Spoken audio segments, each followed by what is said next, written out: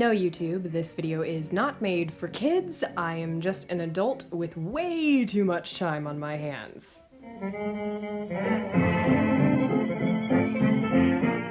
Hello everyone. So today I am here to talk to you about something that I am preparing to do next year in 2020. Very exciting.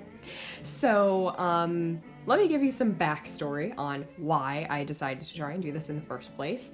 So a few months ago, over the time that I spent in the convention, I got turned on to the Pokemon Go by a friend of mine, and I have been super addicted ever since. So the thing is, I actually originally got Pokemon Go when it first came out. I was one of the people who was like waiting around for it, and I downloaded it like the second that it came out on my tablet, but then very, very quickly realized that it was not something that I could just cheat and do from my house, because at the time I did not have a smartphone. I still had a flip phone, and that was like 3 years ago?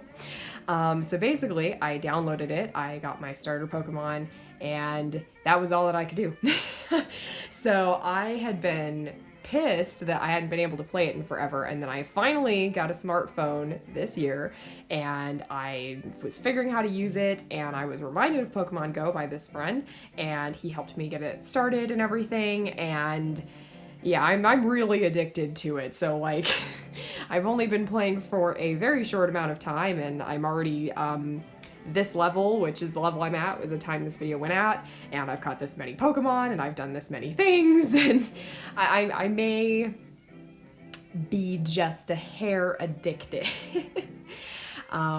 Yeah, so because I've been super addicted to Pokemon, like, if you know me, you know I already really like Pokemon. It was a huge part of my childhood, and I still like it even as an adult. I watch it all the time, pretty much whenever I have time, and it's just something that I just really, really enjoy. So essentially being able to kind of do that in person was a very exciting experience for me. I really enjoyed it. And I sort of just like have been playing Pokemon Go every single day, except for a few days where I couldn't. And I just have been loving it. And so I was like, you know what? Playing all this Pokemon Go is kind of making me want to draw all of these Pokemon. And then I was like, you know, I wonder if I actually could draw all of the Pokemon. And that's when I found out that there are like over 800 of them. There are this many right now, because it's funny, when I was initially scheming to do this, the new game hadn't come out, so now it's it's even more.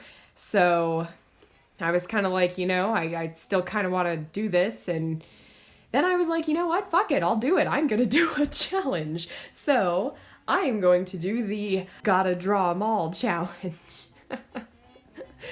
I'm sorry, I'm a dork, but yes, I have decided that this is something that I would really like to try and do. And so I would like to attempt to draw every single Pokemon and all of their various versions before next year. So that was originally the plan, and then a very good friend of mine, this person here, told me that maybe that was a lot. And I kind of went, yeah, okay, that's kind of true. And she gave me some good suggestions. I will show her comment right here, about maybe just doing my favorites and then kind of working out from there. And that gave me the idea to do just every generation and then add on it if I actually end up having time, because it's probably going to be something stupid where I'm going to do like half of the first generation and not have time. So it was kind of a smart way to sort of cut it down into little chunks and then add on to it as I go. So yes, I am going to get into the rules that I have given myself now, and in the background you are seeing me paint the first page of the sketchbook, which is my Pokemon Go avatar, and kind of like in an anime style, which is not something that I do a whole lot, because I sort of stopped drawing anime about 3 years ago, but if I draw any more figures in this book, I am going to try and do them in an anime style, which is kind of my whack version of anime. But yes, here are the rules that I've set myself. So I will work my way through each generation of Pokemon, starting with the original colors and then adding the variations when I have time. So essentially, my goal is to complete one generation of Pokemon, and I can add to it if I have time or if I am able to do it. So I'm just gonna do the originals and then go from there. And I will probably do the sketches of the other variations. I just will not paint them because all of these I am actually going to try and watercolor too. That is another rule that I have set for myself. So every sketch will be small, kind of like this. This page I did ahead of time to figure out how I wanted to get this to work, because if I devoted one page per Pokemon, that was just never going to happen. I do not have that many sketchbooks. So I'm going to try and fit as many per page as I can. And this is sort of an example of a test run that I did on the first page. I tried to leave it loose so that it technically did not count. It was so hard for me to not finish these sketches because I was already enjoying it too much.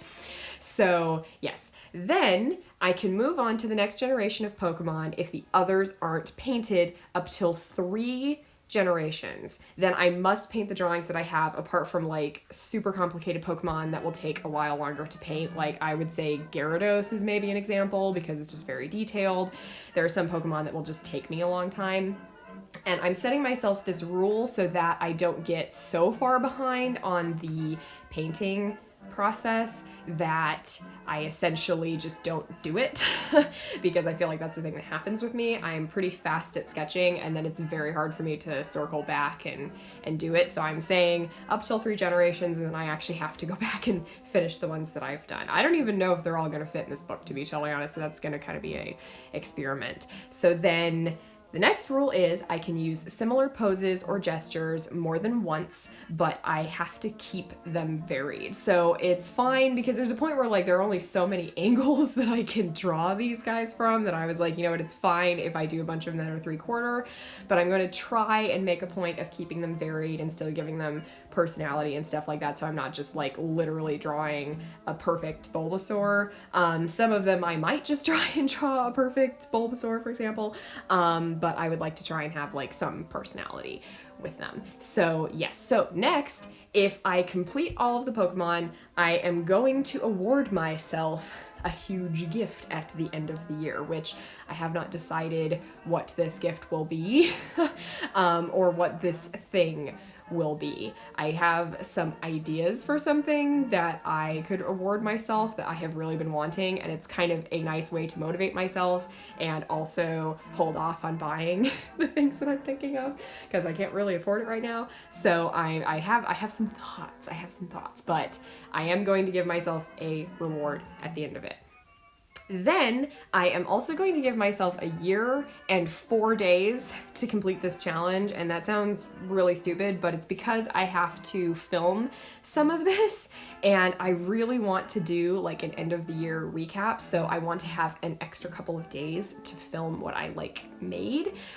So hopefully I won't actually have to use those extra days. Hopefully I'll finish a tiny little bit early that I won't need them, but I wanted to just throw them in there so that like it's, I don't want to say more honest, but I don't want it to seem like I actually ended up taking a couple extra days to finish it. At least this way I am just literally giving myself an extra couple days to like edit the videos. I'm assuming that probably makes sense to everybody, but I just wanted to clarify because as much as I would like to be able to do a huge sketchbook tour and or I mean, it could potentially be multiple sketchbook tours all in one day, get them uploaded or get them edited and uploaded the very next day. I don't know if I can do that. My videos take me a couple of days to make and a couple of days to edit, so I just don't think that that's possible. So I felt like 4 days is kind of a nice grace period that I can kind of get all the stuff together and show you guys if I actually managed to do it or not. The other rule thing, which I forgot to mention earlier, is I may also give myself like smaller rewards every time that I complete a generation. I haven't fully decided on this one yet. I feel like one bigger prize is probably something that I'm more interested in. But yes, there's no time limit on when I have to complete each generation. The larger goal is to finish drawing every single Pokemon, but essentially if I somehow manage to do 3 or 4 generations in like a month, I don't think I can do that, but as an example, if I happen to do that, then that's that. So I'm not like saying like 1 month is a generation or anything. I'm just sort of going based on where I'm at, and I'm just gonna kind of level it up as I go and see, because I did really like that idea. So if I happen to just finish 1 generation, then that is going to be a very big achievement for me. So yeah, and I'm hoping also too that some of these guys I will be able to do as stickers and stuff like that, so who knows. Now, that's essentially it.